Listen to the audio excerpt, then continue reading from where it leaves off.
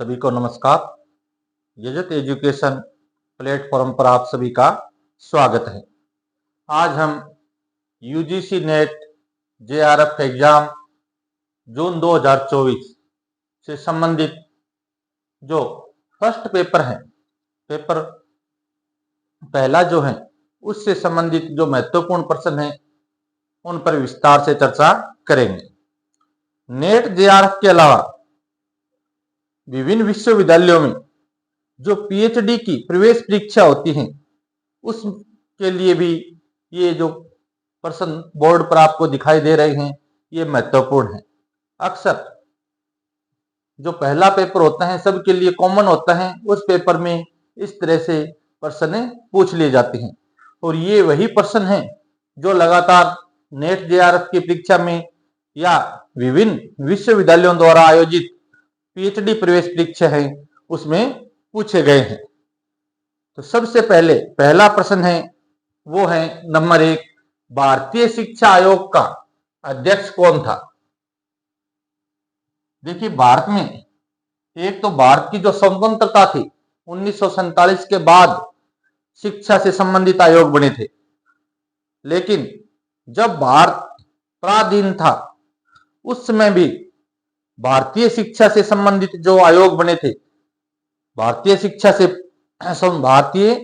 स्वतंत्रता से पूर्व शिक्षा से संबंधित आयोग और भारतीय स्वतंत्रता के बाद शिक्षा से संबंधित जो आयोग हैं वो दोनों ही महत्वपूर्ण हैं। नेट जेआरएफ की परीक्षा में भी यहां से प्रश्न पूछा जाता है और पीएचडी एंट्रेंस में भी पूछा जाता है। तो भारतीय शिक्षा आयोग का जो अध्यक्ष था वो था सर विलियम हंटर। कौन था? सर विलियम हंटर इस आयोग के अध्यक्ष थे। पूछ लिया जाए भारतीय शिक्षा आयोग है, भारतीय शिक्षा आयोग का अध्यक्ष तो सर विलियम हंटर थे, वो भारतीय शिक्षा आयोग के अध्यक्ष थे और इस भारतीय शिक्षा आयोग को ही हंटर आयोग के नाम से भी जानते हैं। किस नाम से? हंटर आयोग भी कहते हैं। ये आयोग कब गठित किया गया? ये आयोग 1882 में गठित हुआ था। कब गठित हुआ था? 1882 में गठित हुआ था। ये जो आयोग था, ये आयोग प्राथमिक और जो माध्यमिक शिक्षा थी उस स्तर की जो शिक्षा थी उसके संदर्भ में गठित किया गया था। इस आयोग में जो 8 सदस्य थे, कितने? 8 सदस्य भारतीय भी शामिल थे। 8 भारतीय सदस्यों को शामिल किया गया था। 8 भारतीय सदस्य इसमें शामिल थे। अब देखिए प्रश्न संख्या 2 जो कंप्यूटर साइंस से संबंधित है। तो नेट जेआरएफ की जो परीक्षा है इसमें आपको कंप्यूटर में आईटी और आईसीटी है, यानी जो संचार संप्रेषण है और जो एजुकेशन के अंदर कंप्यूटर का जो महत्व है, जो कंप्यूटर तकनीक काम में ली जाती है उससे संबंधित 5 प्रश्न पूछे जाते हैं फर्स्ट पेपर में। तो प्रोग्राम कंपाइलर का कंप्यूटर में क्या काम होता है? यानी जो प्रोग्राम कंपाइलर होता है, प्रोग्राम को कंपाइल करने का कार्य करता है, उसका कंप्यूटर में क्या कार्य होता है? देखिए, कंप्यूटर जो है यानी प्रोग्राम है, प्रोग्राम के लिए अलग अलग भाषाओं में प्रोग्राम तैयार किए जाते हैं। उसके लिए जावा भी हो सकती हैं, HTML भी हो सकती हैं, उसके लिए अन्य जैसे सी लैंग्वेज है, C++ है, यानी अनेकों भाषाएं हैं जिनके अंदर प्रोग्राम लिखे जाते हैं, तैयार किए जाते हैं। जब उन प्रोग्रामों को कंप्यूटर में कंपाइल किया जाता है तो कंपाइलर का कार्य क्या है? प्रोग्राम को मशीनी भाषा में यानी रूपांतरित करना कंपाइलर का काम है। तो हम कह सकते हैं प्रोग्राम को मशीनी भाषा में रूपांतरित करना। प्रोग्राम को मशीनी भाषा में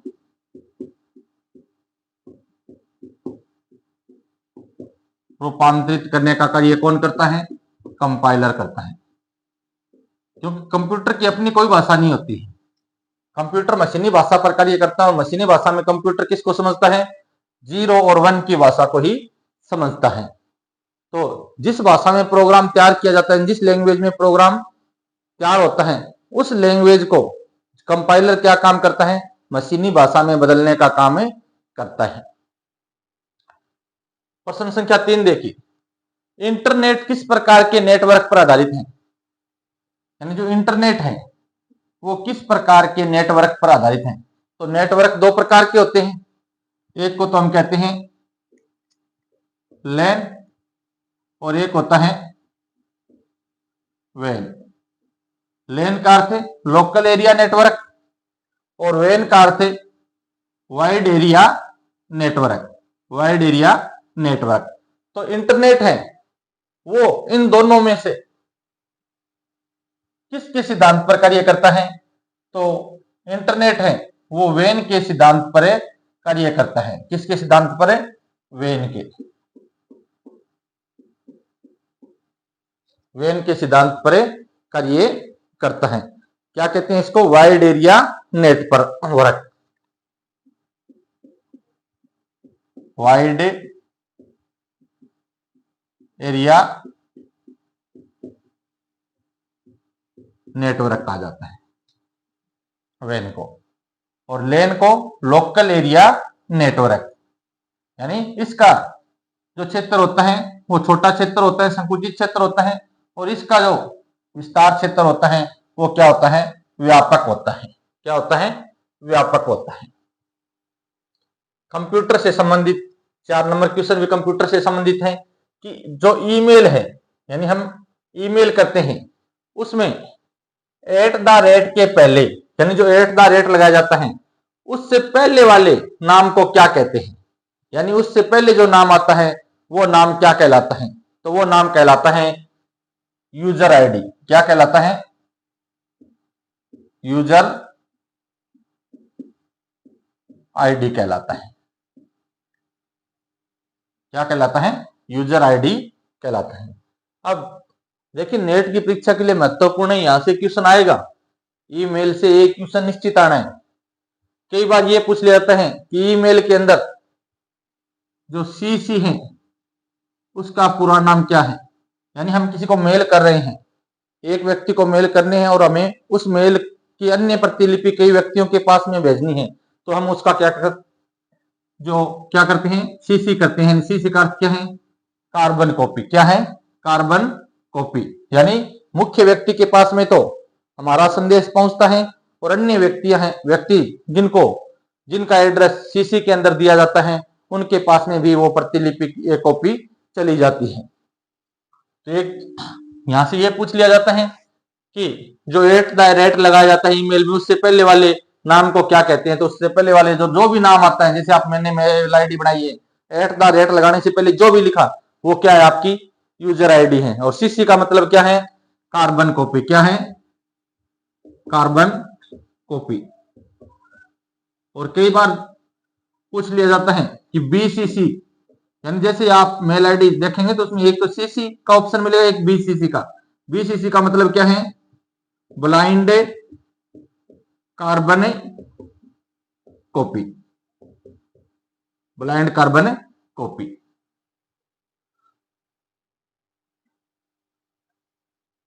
अब देखिए प्रश्न संख्या 5। ये प्रश्न संख्या 5 है, ये भारतीय जो दार्शनिक है, जैसे महात्मा गांधी हैं, अरविंद हैं, विवेकानंद हैं, स्वामी दयानंद सरस्वती हैं, तो राजा राम मोहन राय हैं, भारतीय कुछ दार्शनिक हुए हैं, उनके कथन भी अक्सर पूछ लिए जाते हैं। यानी श्री अरविंद के परामानस के विचार से क्या तात्पर्य है कि श्री अरविंद ने जो परामानस का जो विचार दिया था उससे आप क्या समझते हैं, या परामानस का जो विचार है वो क्या है? तो परामानस का विचार अरविंद का क्या था? उन्होंने कहा था कि शिक्षक का कार्य मानव की जागृत जो चेतना है उसको ऊपर उठाना है। क्या कहा था? कि शिक्षक का कार्य मानव की जागृत चेतना को ऊपर उठाना है। शिक्षक का कार्य मानव की जागृत चेतना को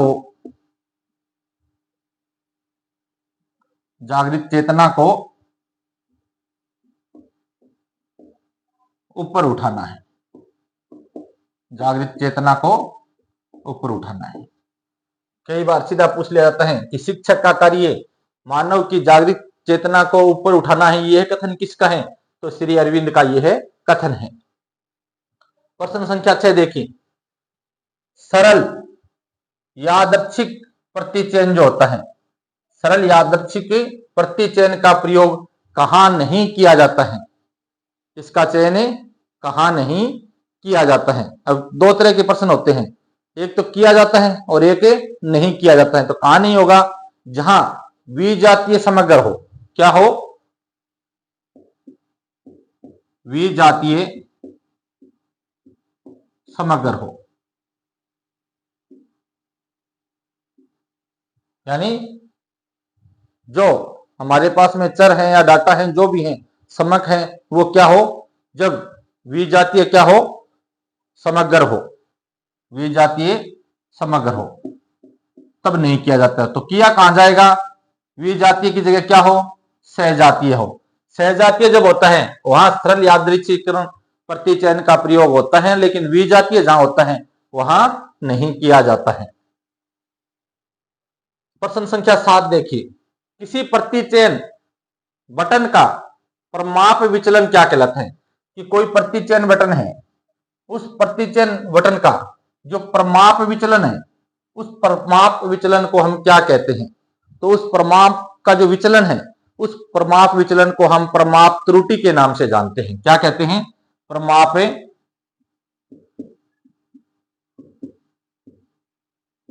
त्रुटि कहा जाता है। क्या कहा जाता है? प्रमाप त्रुटि कहा जाता है। प्रश्न संख्या 8 देखिए, युग्मित प्रतिदर्शों में अंतर परीक्षण, यानी युग्मित प्रतिदर्श हमारे पास में है, उनमें हमें क्या करना है? अंतर परीक्षण करना है। क्या करना है? अंतर परीक्षण करना है। तो उसके लिए किस परीक्षण को काम में लिया जाता है? महत्वपूर्ण प्रश्न है, पीएचडी एंट्रेंस के लिए बार बार पूछा जाता है, नेट में बार बार पूछा जाता है। तो युग्मित प्रतिदर्श जो होते हैं उनमें अंतर परीक्षण करना होता है, तो उस समय किसका प्रयोग किया जाता है? टी परीक्षण का प्रयोग किया जाता है। कौन से परीक्षण का प्रयोग किया जाता है? टी परीक्षण का प्रयोग किया जाता है। प्रश्न संख्या 9 देखिए, अवलोकितों तथा प्रत्याशितों, अवलोकित और प्रत्याशित के मध्य अंतर के परीक्षण के लिए, यानी अवलोकित और प्रत्याशित हैं, दोनों के मध्य क्या है? अंतर है। उस अंतर की जांच के लिए, उसके परीक्षण के लिए किस सार्थकता परीक्षण का प्रयोग किया जाता है? यानी ऐसा कौन सा परीक्षण है जो सार्थक हो और जिसका प्रयोग किया जाए? कौन से सार्थक परीक्षण का प्रयोग किया जाता है? तो उसके लिए प्रयोग किया जाता है, वो किया जाता है एक्स स्क्वायर परीक्षण का। कौन से परीक्षण का? एक्स स्क्वायर परीक्षण का प्रयोग किया जाता है। प्रश्न संख्या 10, समाज विज्ञान कह सकते हैं या सामाजिक विज्ञान कह सकते हैं। समाज विज्ञान में संदर्भ ग्रंथ सूची, संदर्भ यानी रिफरेंस, ग्रंथ सूची यानी बिब्लियोग्राफी, कि समाज विज्ञान में हमें संदर्भ यानी एक रेफरेंस के रूप में जो बिब्लियोग्राफी काम में ली जाती है, वो बिब्लियोग्राफी बनाने की सर्वाधिक प्रचलित शैली कौन सी है? ये प्रश्न भी बार बार पूछा गया है कि समाज विज्ञान में हमें संदर्भ ग्रंथ सूची बनानी है, तो उस संदर्भ ग्रंथ सूची बनाने के लिए सर्वाधिक प्रचलित जो शैली है वो शैली कौन सी है? तो कौन सी शैली है? वो है एपीए शैली। कौन सी शैली है? एपीए शैली। एपीए शैली इसको कहा जाता है। पूरा नाम इसका क्या है? American psychological association. पूरा नाम क्या है? American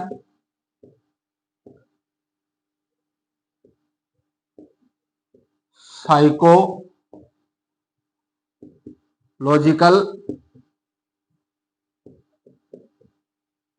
association.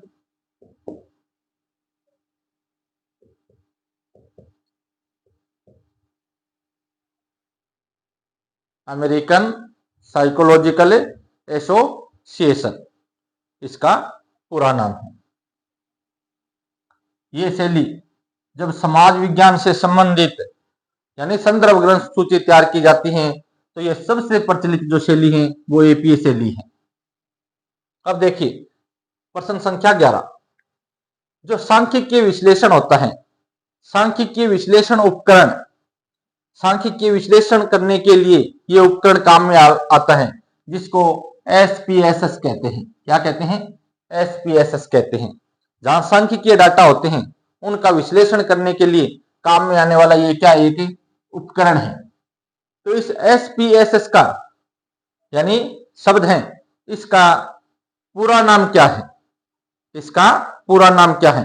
तो इसका पूरा नाम है statistical package for social sciences. Statistical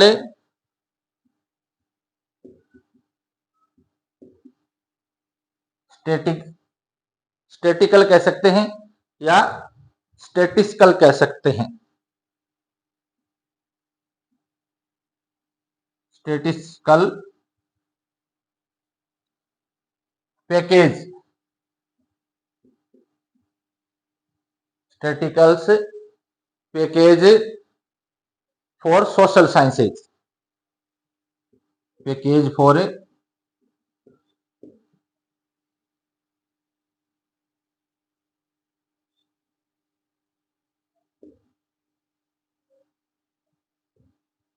और हिंदी में इसको क्या कह सकते हैं हमें, यानी सामाजिक विज्ञान का सांख्यिकीय पैकेज, सामाजिक विज्ञान का सांख्यिकीय पैकेज,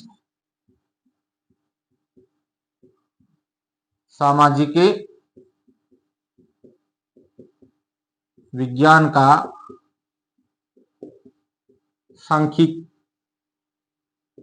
सांख्यिकीय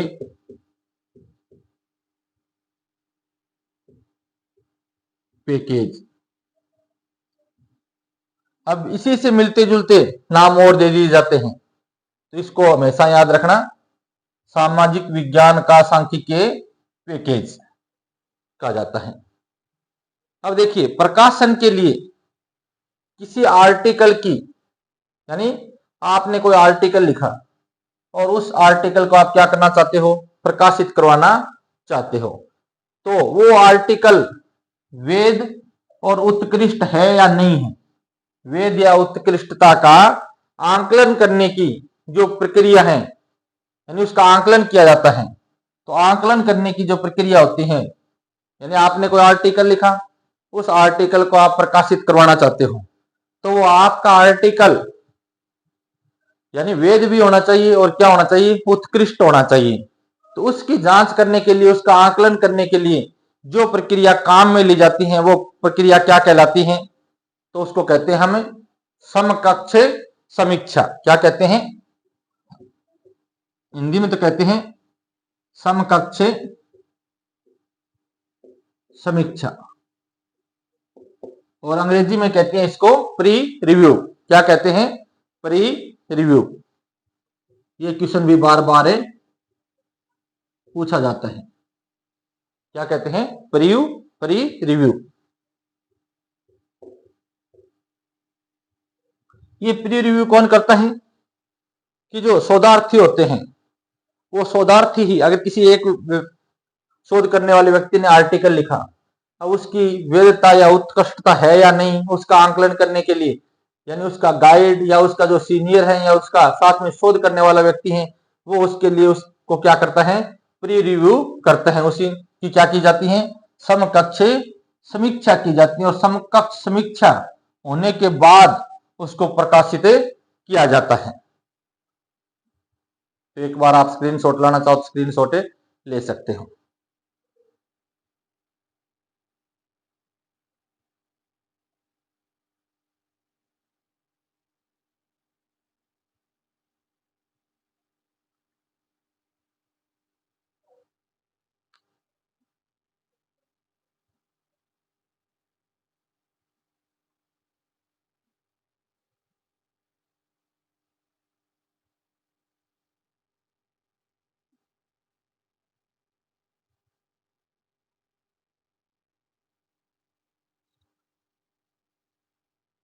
प्रश्न संख्या 13 देखिए, भारत में ISBN के पंजीकरण की संस्था कौन सी है?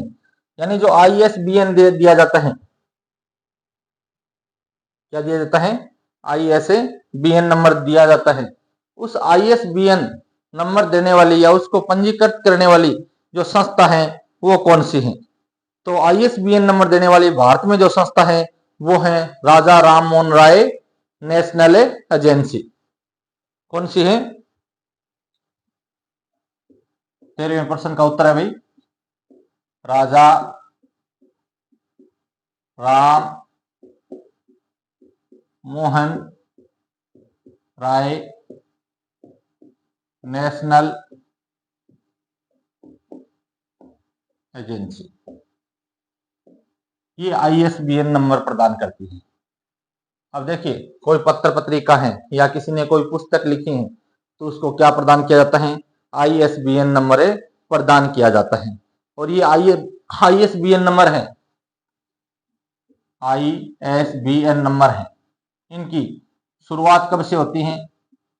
शुरुआत होती है इनकी 1970 से। 1970 से। कौन करता है इसकी शुरुआत? ISO जो एक मानक एजेंसी है वो करती है। ISO द्वारा 1970 में इसकी शुरुआत कर दी जाती है। जब 1970 में इसकी शुरुआत की जाती है और तब से लेकर हम कह सकते हैं कि 1 जनवरी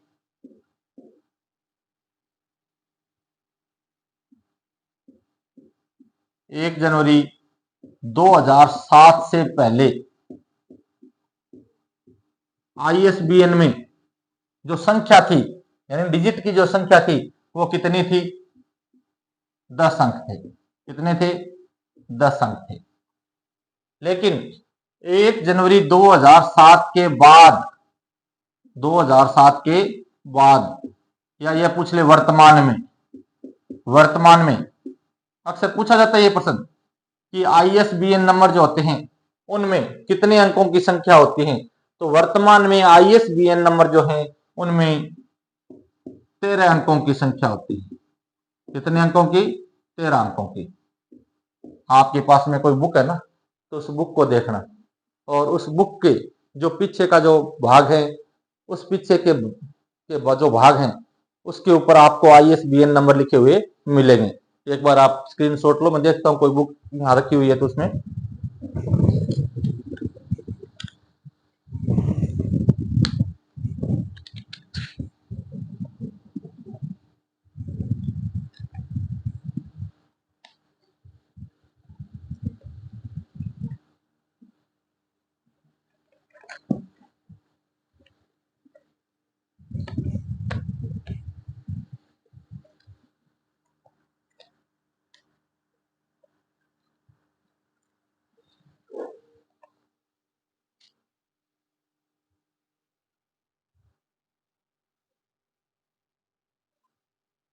ये देखिए, ये कोई जैन प्रकाशन मंदिर चौड़ा रास्ता जयपुर से कोई पुस्तक प्रकाशित हुई है, समावेशी स्कूल की बनाना, यानी समावेशी शिक्षा की पुस्तक है। तो इसका राइटर है डॉक्टर अशोक शिवानी। अब यहाँ इस पुस्तक के ऊपर लिखा हुआ है ISBN, मतलब ये बुक राजा राम मोहन राय नेशनल एजेंसी है उसमें क्या है? पंजीकृत है। तो यहाँ ISBN की जो संख्या है वो संख्या वर्तमान में कितनी है? 13 अंकों की है। कितनी है? 13 अंकों की है। अगर आपको देखो साफ दिखाई दे रहा है तो ये क्या है? 13 अंकों की संख्या है। तो ये राजा राम मोहन राय नेशनल एजेंसी है भारत में, वो ISBN नंबर है वो प्रदान करती है।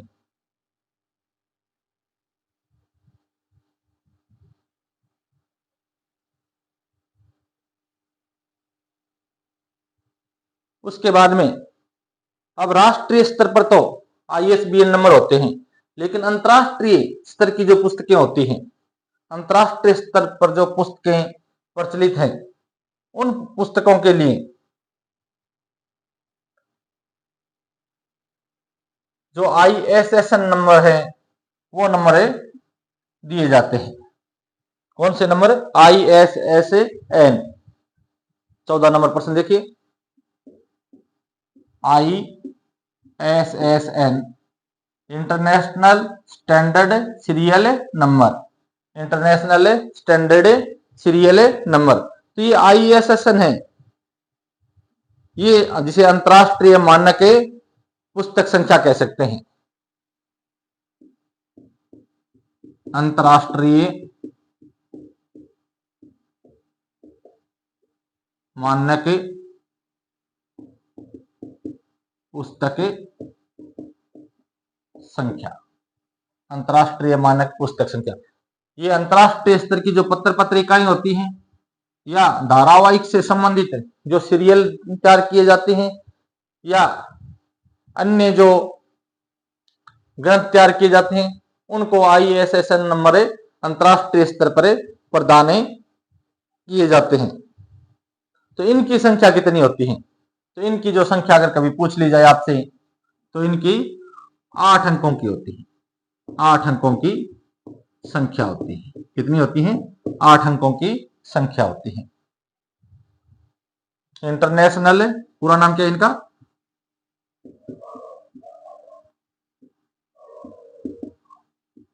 इंटरनेशनल स्टैंडर्ड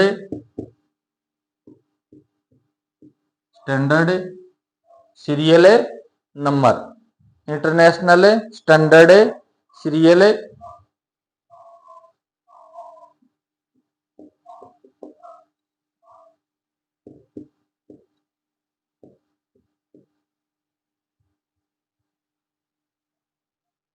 दोनों क्वेश्चन आपको, दोनों क्वेश्चन महत्वपूर्ण है, दोनों प्रश्न अक्सर पूछे जाते हैं, याद रखना। ISBN नंबर और ISSN नंबर। या तो ये पूछ लिया जाता है कि ISBN नंबर कौन सी एजेंसी प्रदान करती है, और कई बार ये पूछ लिया जाता है कि वर्तमान में जो ISBN नंबर है उनमें अंकों की संख्या कितनी है। तो अंकों की संख्या वो वर्तमान में कितनी है? 13 अंकों की संख्या है। दो तरह से प्रश्न पूछे जाते हैं यहां से। ISSN जो है इसका या तो पूरा नाम पूछ लेगा, पूरा नाम नहीं पूछेगा तो अंकों की संख्या पूछ ली जाएगी। तो 8 अंकों की संख्या इसमें होती है, 8 अंकों की संख्या रखी जाती है। अगर ये आज की क्लास आपको अच्छी लगी है, कुछ आपको सीखने को या समझने को प्राप्त हुआ है, तो आप इस क्लास को ज़्यादा से ज़्यादा शेयर करें और लाइक करें। अगर इस क्लास से संबंधित कोई भी किसी प्रकार का आपको कोई संशय है तो कमेंट सेक्शन में आप लिख कर भेज सकते हैं। और जो नए स्टूडेंट्स इस चैनल पर हैं वो इस चैनल को सब्सक्राइब करें। आप सबका बहुत बहुत धन्यवाद।